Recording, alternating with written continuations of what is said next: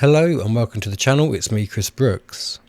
Right, I've got a small clip to play you. It's a clip of the Reform MP Rupert Lowe, and he is addressing the Houses of Parliament over the grooming gang scandal and the cover-ups, which are heinous and absolutely abhorrent in our society.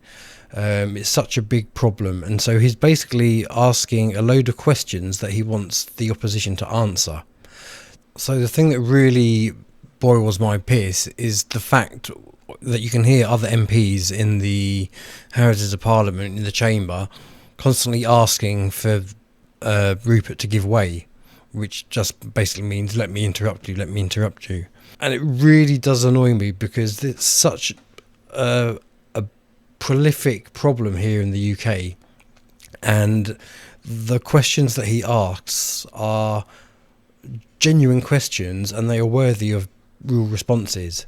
So, and just for people closer to home near Thetford and where I am in West Norfolk, Southwest Norfolk, your MP Terry Jeremy also backed the decision not to look into this.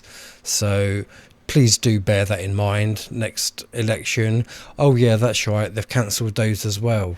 This is what's happening. Look at the democracy, it's going to shit, okay? Yeah, happy days. Let me know what you think of the clip. Let me know your thoughts on the subject in general in the comments below.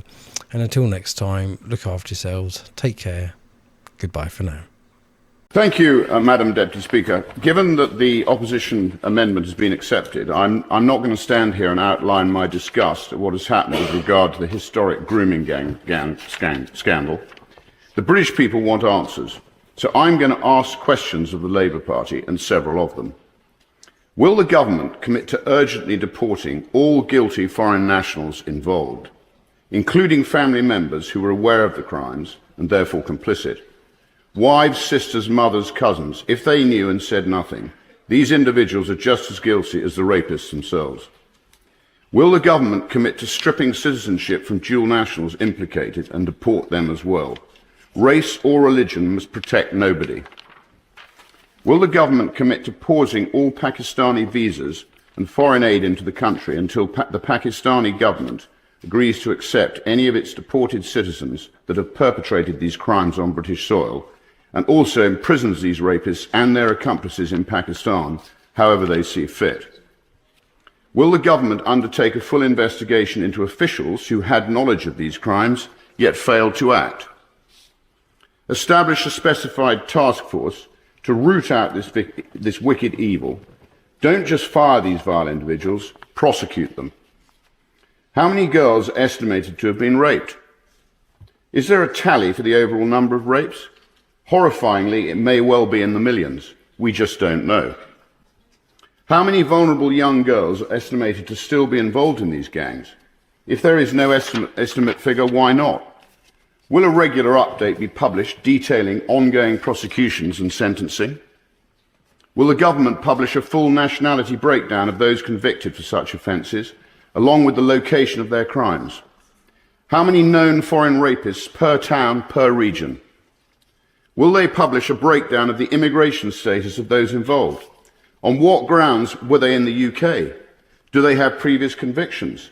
How many foreign nationals found guilty have been released but not deported? And how many re-offences, I'm going to carry on if that's right. How many re-offences have occurred since release?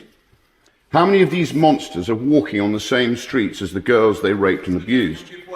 One report suggested a victim had come face to face with her rapist in the supermarket. Is the government comfortable with that?